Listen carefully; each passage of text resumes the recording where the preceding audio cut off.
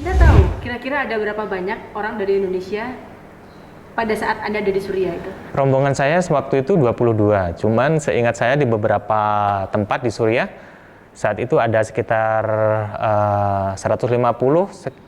Saya 2 bulan di sana, kurang lebihnya datanya hampir sekitar 300 sampai 400. Ketika saya pulang itu lebih di angka 800-an atau 700 itu. Oke, artinya banyak sekali. Banyak sekali.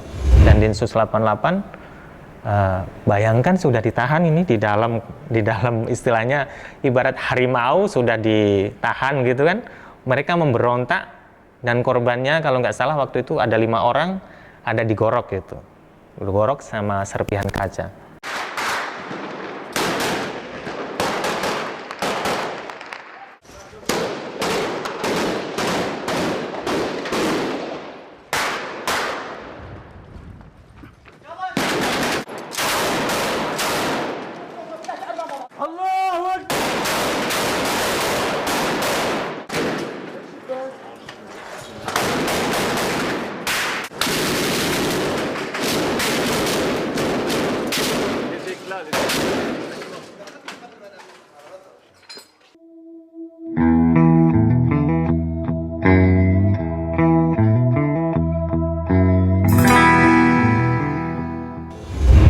Mas Syahrul Munif, apa kabar? Alhamdulillah baik Mbak, sehat-sehat ya. Assalamualaikum. Waalaikumsalam warahmatullahi wabarakatuh. Saya terima kasih banget luar biasa.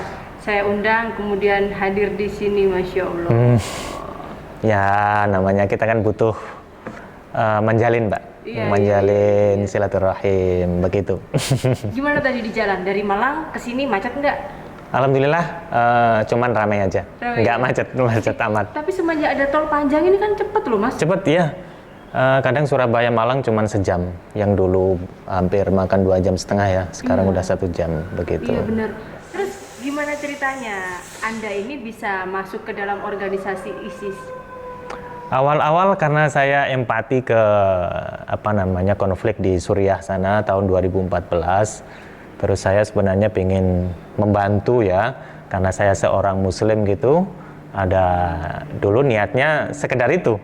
Niatnya saya sekedar pengen membantu saudara-saudara saya yang waktu itu terjadi banyak konflik di sana. Siapa tahu saya bisa jadi relawan lah gitu kan. Ngajari anak sekolah, harapan saya gitu, pengungsi gitu ya. Tapi nyatanya saya di sana tahu-tahu gabung sama kelompok ISIS itu. Nah, saya di sana ya mau nggak mau lah pegang senjata dan harus bergulat di sana, Mbak. Begitu singkat ceritanya saya di sana. Anda tergabung di organisasi itu sejak kapan? Saya tahun 2014, saya baru-baru aja sama namanya Abu Jandal dulu kelompok saya. Memang sebelumnya saya sudah aktif di beberapa gerakan-gerakan yang yang radikal lah mungkin ya saya sebut ya, seperti Majelis Mujahidin Indonesia yang dipimpin Ustadz Abu Bakar Ba'asyir, seperti Jamaah Ansarut Tauhid pada saat itu sebelum saya ketemu sama Abu Jandal. Jadi konsep-konsep tentang pemahaman jihad saya sudah adalah bekal-bekalnya itu. Cuman pemantiknya mungkin saya pergi ke Suriah ya karena ada konflik itu. Saya pengen jadi relawan, saya sudah akhirnya mau nggak mau mungkin panggilan hati lah saya pergi ke Suriah, begitu Mbak. Anda menyebut panggilan hati, artinya ajakannya seperti apa itu Mas? Awalnya teman saya itu ngajak, Syahrul, kamu kan istilahnya waktu itu saya punya usaha lah kecil-kecilan gitu kan, ngerti kan bagaimana keutamaan membantu, kalau tidak bisa dengan fisik yang hadir, minimal dana bisa ke sana. Nah, saya pikir karena saya sering ngaji dan suka kajian-kajian gitu kan, oke aja lah.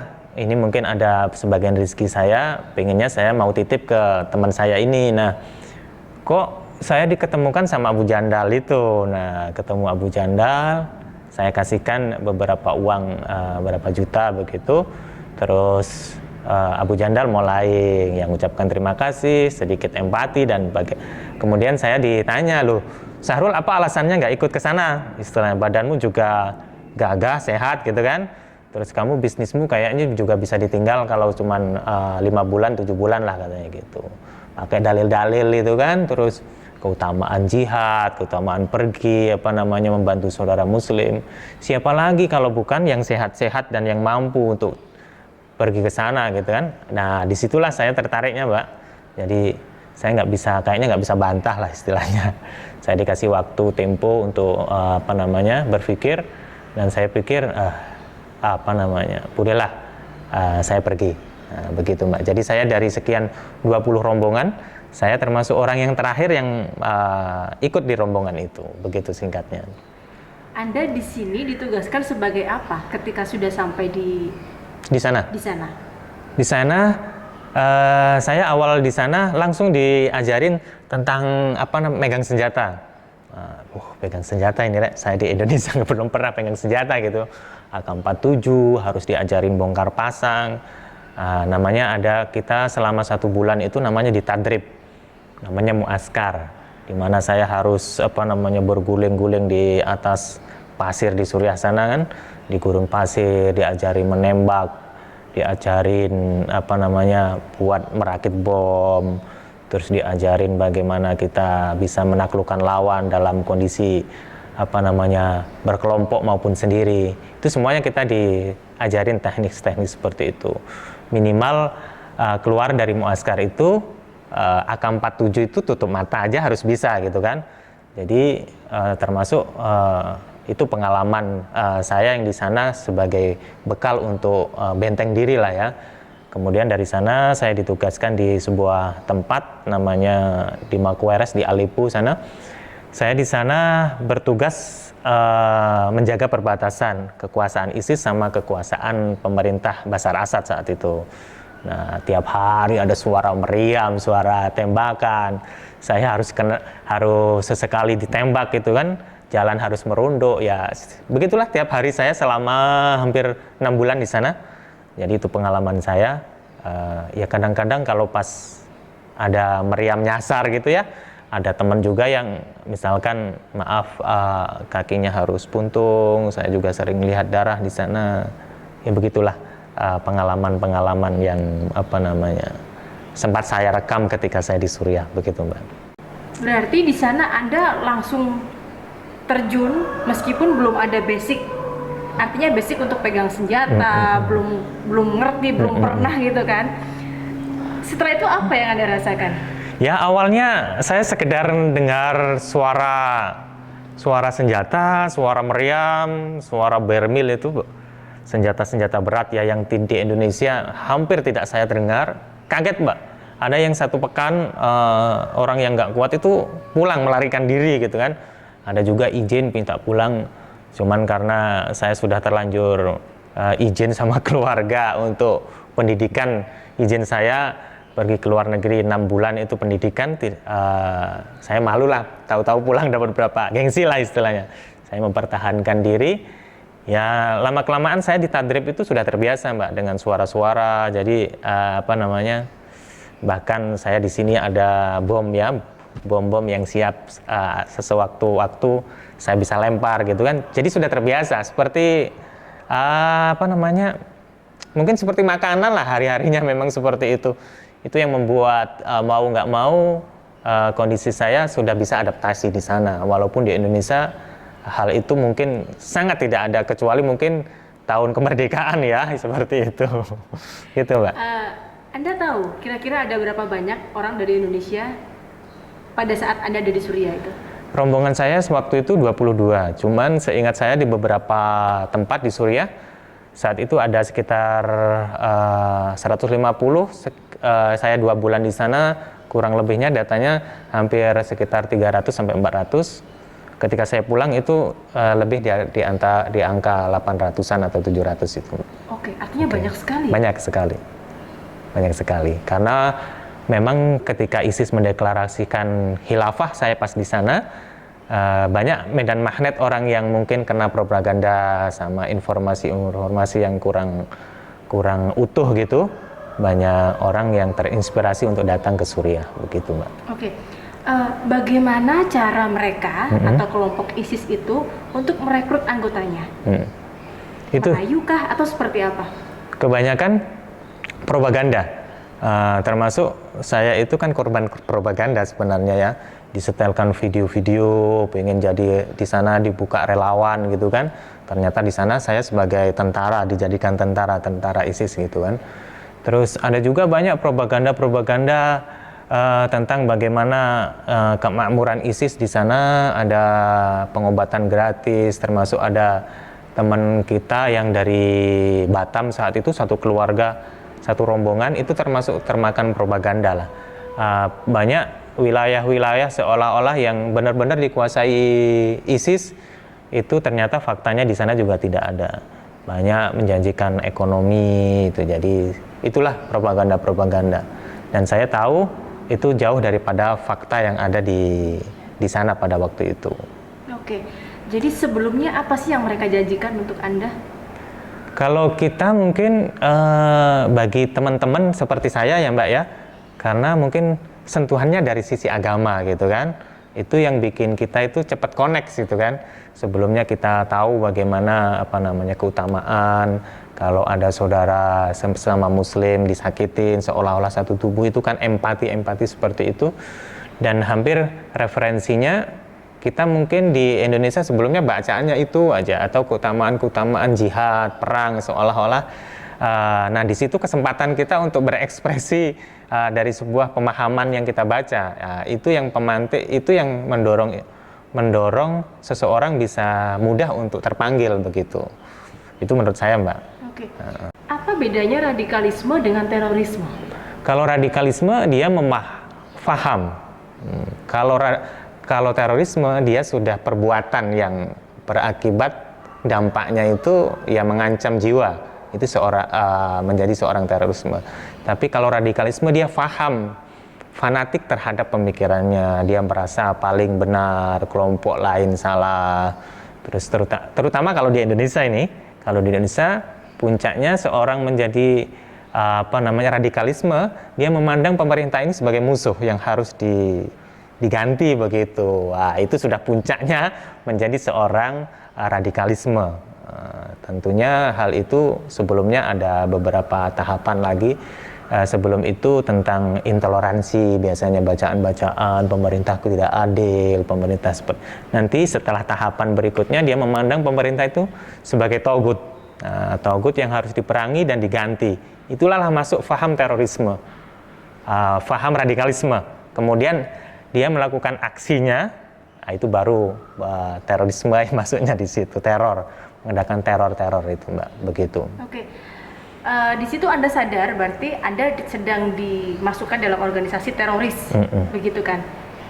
Lalu apa yang Anda rasakan?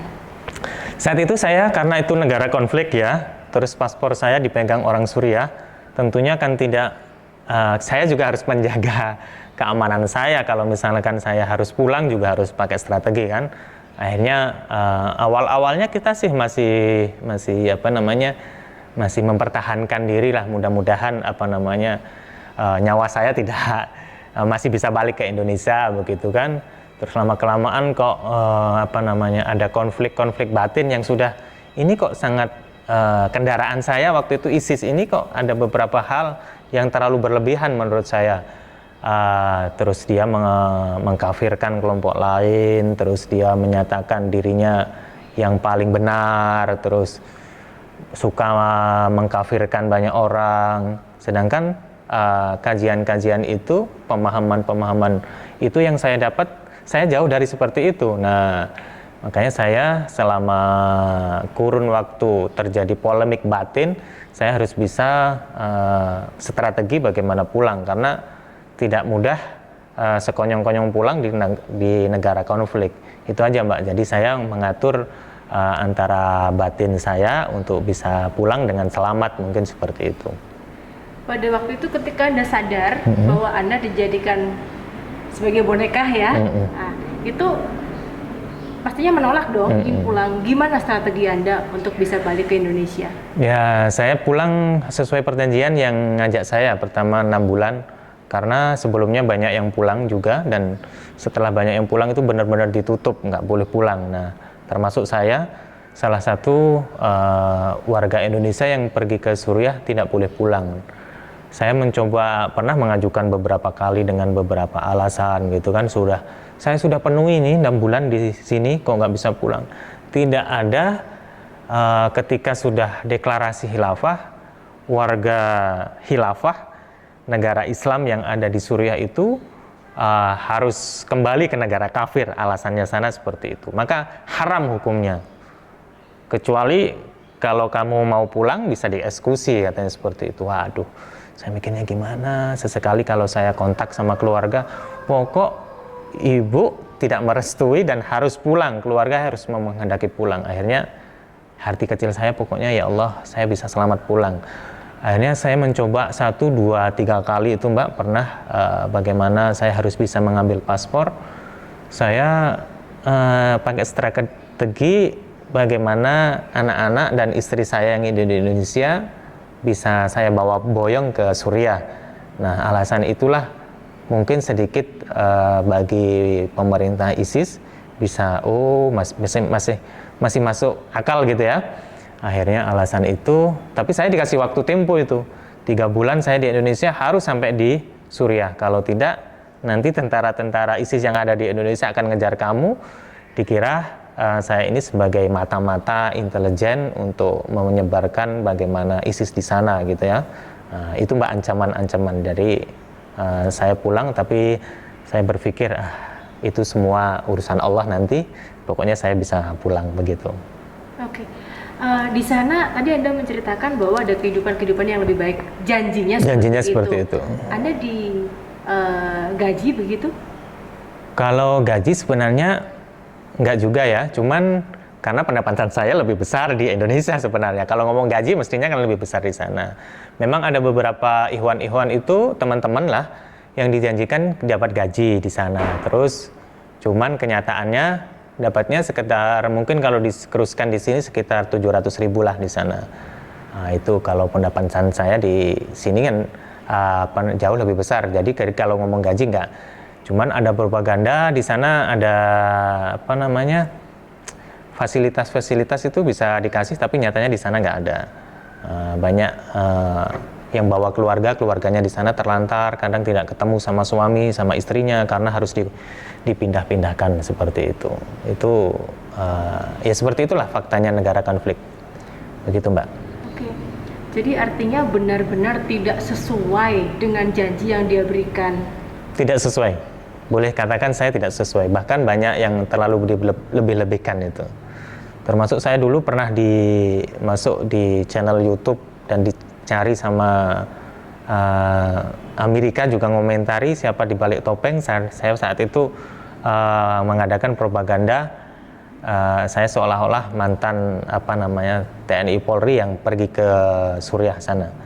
Istilahnya orang balelot lah dari pemerintah, dan itu sempat video saya sempat banyak dipertanyakan, dan itu saya yang buat sama teman-teman untuk propaganda karena saya didesain sama orang-orang ISIS pada waktu itu. Oke. Anda di organisasi ISIS ini juga adalah salah satu perekrut untuk mengajak gitu ya. Itu apa yang Anda lakukan? Saya kalau perekrut di ISIS tidak. Cuman kalau mahasiswa, saya sebagai seorang aktivis dakwah, yang itu saya biasanya suka merekrut untuk menjadi sahrul-sahrul baru lah istilahnya gitu kan. Itu biasanya saya mendekati mahasiswa untuk menjadi seorang militansi, menjadi aktivis, karena sebagai seorang anak muda, cikal bakal dari generasi gitu kan. Saya aktif di situ. Saya mudah sekali banyak merekrut kalangan mahasiswa.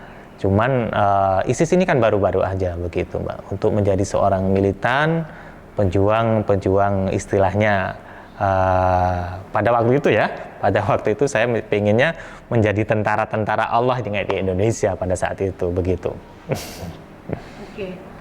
Ketika Anda sudah balik ke Indonesia, apa tanggapan dari keluarga Anda?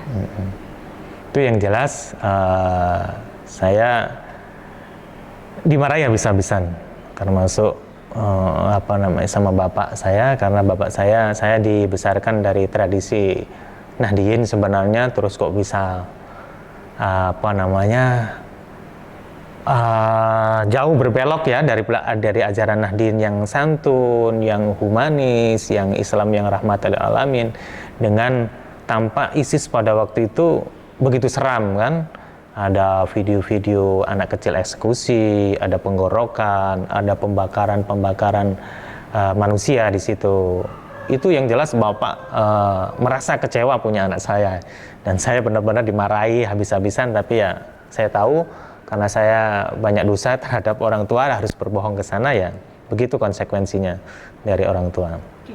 Anda keluar dari mana, Nusa Kambangan ya? Nusa Kambangan. Itu di tahun? Saya di Nusa Kambangan tahun 2019. Kemudian saya sebentar di lapas khusus Sentul. Saya di sana ngurus-ngurus surat pengajuan bebas bersyarat saya dari lapas Sentul. Cuman saya di Nusa Kambangan agak lama lah merasakan Nusa Kambangan, hampir setahun kan. Begitu, Mbak. Gimana kemudian ketika Anda tahu itu? Ya, saya banyak belajar itu ketika di dalam gitu kan. Titik baliknya saya ketika dipegang Dinsus itu. Awalnya saya seorang aktivis mahasiswa gitu kan, seolah-olah Dinsus itu kaki tangan pemerintah untuk memberhangus aktivis muslim. Awal-awalnya saya berpikir seperti itu. Tapi ketika saya dipegang sama Dinsus, saya berpikir, nggak apa-apa lah awalnya membesarkan hati gitu kan. Saya nanti ketemu teman-teman seperti saya lah, istilahnya bisa diskusi, bisa mengatur bagaimana Islam yang ideal gitu ya. Tapi kenyataan ketika saya di dalam, hal itu tidak saya dapat. Saya ketemu orang-orang yang berpikir terlalu pragmatis, dia tidak bisa diajak diskusi, dia mikirnya paling benar. Dari situ saya sedikit mengkafirkan, sedikit kok ini jauh sekali dengan konsep-konsep keislaman gitu ya. Saya sebagai seorang aktivis dakwah, saya baru berpikir di situ, wah ini ada yang salah kayaknya dalam pergerakan yang katanya orang disebut aktivis Islam gitu ya, nyatanya dia jauh sama nilai-nilai keislaman. Saya mengetahui banyak bagaimana keseharian mereka di dalam yang seharusnya ketika ditahan seharusnya banyak mengaji, banyak lebih banyak ada kadang main online, terus ya sekedar itu loh Mbak.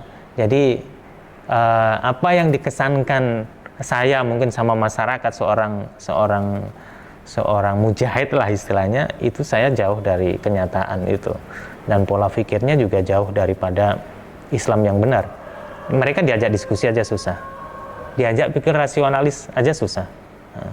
Bagaimana mereka mau jadi empati dalam masyarakat, bagaimana Islam akan menang kalau polanya seperti itu. Nah, dari situlah saya berpikir, saya kemudian minta beberapa buku referensi tentang sejarah keislaman, saya belajar lagi di dalam, saya ada titik balik, saya keliru dalam sebuah ngambil nilai perjuangan pada saat itu. Nah, disitulah saya, kayaknya memang virus, saat ini memang benar-benar virus yang merusak citra Islam lah kalau saya sebut. Bagaimana enggak dia mengadakan ledakan di orang-orang yang menurut saya tidak berdosa, tidak tahu apa-apa, tahu-tahu Polres diledakkan, ada penusukan. Itu jihad tidak seperti itu. Jihad itu tegaknya sebuah citra Islam yang baik di mata masyarakat. Itulah bentuk perjuangan dalam Islam. Ini justru banyak merugikan Islam sendiri. Dari situ saya punya titik balik untuk kelompok radikalisme ini memang benar-benar lagi memvirus wabah. Dan anehnya lagi nih Mbak, yang paling banyak itu teman-teman itu belajarnya via online. Guru-gurunya yang sekarang itu banyak di YouTube, banyak Google ya, searching ya. Itu juga sisi-sisi lain bagaimana ilmu pengetahuan bisa dimanfaatkan dalam kebaikan maupun bisa diambil dalam hal yang negatif seperti kaum teroris ini. Begitu Mbak. Oke. Ketika Anda tahu kan di negara kita Indonesia ini ada beberapa kali teroris yang berhasil membuat satu keributan. Apakah Anda mengenal? Atau mungkin Anda pernah berjumpa ketika di Suriah atau seperti apa? Teroris yang di Indonesia paling jalur kelompoknya, Mbak. Karena teroris itu kan dia jaringan ada, kalau yang baru-baru ini Jamaah Islamiyah baru dipegang sama Densus 88, sebelumnya JAD, Jamaah Ansarud Daulah. Jadi jaringan-jaringan itu saya paham, ada jaringan-jaringan yang dari jalur siapa saya paham kalau itu. Jadi kadang-kadang ya ada nama itu yang tidak asing, oh ini jalur ini begitu Mbak. Oke, menurut Anda kapan teroris ini akan muncul? Muncul itu biasanya kalau ketika pemerintah, aparatur negara lengah. Karena teroris ini dia akan beraksi ketika ada kesempatan. Nah, jadi saya mungkin melalui media, melalui beberapa seminar-seminar, ayo waspada bahaya teroris ini. Karena benar-benar ada, mereka itu bahkan ada fatwa begini, Mbak. Jihadlah walaupun dengan pisau dapur. Artinya mereka kalau tidak mampu pun dengan ledakan, dengan pisau dapur aja bisa. Artinya itu kan fatwa yang sangat radikal lah sebenarnya kalau dia benar-benar ngadakan pergerakan gitu kan. Puncaknya itu bagaimana seorang tahanan napiter pada waktu itu di Makobrimob pernah terjadi rusuh dan ada korban dari pihak aparat kepolisian dan Densus 88. Bayangkan sudah ditahan ini di dalam istilahnya ibarat harimau sudah ditahan gitu kan. Mereka memberontak dan korbannya kalau nggak salah waktu itu ada 5 orang ada digorok gitu. Digorok sama serpihan kaca. Artinya begitulah sadisnya kaum radikal itu, Mbak. Dia menganggap yang tidak kelompoknya dia kafir dan harus dibunuh. Dan itu saya tahu pola pikir mereka dan saya tahu karena saya berada di kelompok mereka pada saat itu. Itu ngeri sekali. Makanya saya terus berbicara, ayo Indonesia ini jangan sampai teroris itu dikasih tempat gitu kan. Dan dampaknya sangat merugikan masyarakat begitu. Oke Mas Syahrul, terakhir nih Mas, tips apa untuk generasi muda bangsa kita agar terhindar dari kelompok-kelompok teroris dan radikalisme? Ya, menurut saya bagi teman-teman semua virus ini ada dan akan terus ada, begitu kan? Karena paling cocok itu kita mewaspadai. Kita waspadai harus benar mencari guru yang benar. Itu yang pertama, carilah guru yang benar. Terus yang kedua, cari referensi, banyak bacaan. Kalau kita anak muda, kalau bacaan ini menurut sini harus dikomparasikan dengan bacaan yang lain. Insya Allah nanti nggak akan. Tapi kalau sudah satu bacaan ini, nanti frame-nya itu bisa masuk gitu kan. Virusnya itu bisa masuk. Karena yang dibaca itu ayat, yang dibaca itu hadis, cuman konteksnya dia menurut versinya, menurut tafsirannya. Nah, itu yang cenderung untuk orang akan mudah tersesat. Tapi kalau semakin banyak membaca, habis banyak membaca, tanya ke guru satunya, itu tanya ke guru yang sekiranya beda pendapat juga. Jadi biar utuh gitu ya. Banyak baca dan cari guru yang benar. Itu saya kira lebih menyelamatkan. Begitu, Mbak. Oke, Mas. Setelah ini gimana nih? Targetnya sudah pengen membangun satu usaha setelah lepas dari Napiter ini, Mas? Saya sebagai seorang muslim dan harus bangkit ya dari semua ujian-ujian yang ada. Saya belum pernah dalam hidup membayangkan harus masuk ke Nusa Kambangan gitu. Sebuah pulau seram gitu, tempat penjahat. Tapi saya sebagai seorang muslim, saya terima semua itu supaya insya Allah di balik itu memberikan saya sesuatu yang baik sangka lagi, harus berprestasi lagi, harus berbuat lagi, dan saya harus move on kayaknya seperti itu. Saya sekarang lagi merintis namanya usaha jihad itu tidak harus dengan menstigma orang lain harus masuk neraka. Jihad itu tidak harus menyakiti orang lain. Jihad itu tidak harus membunuh atau kalian menstigma orang lain itu ahli-ahli neraka, enggak. bagi saya jihad walaupun dengan sebuah karya, jadilah guru yang baik, jadilah bapak yang baik, itu sudah jihad. Termasuk saya akan membuat produk usaha ini Mbak, yang saya rintis, insya Allah akan memberikan manfaat buat masyarakat. Bagi saya itu sudah nilai jihad. Begitu Mbak.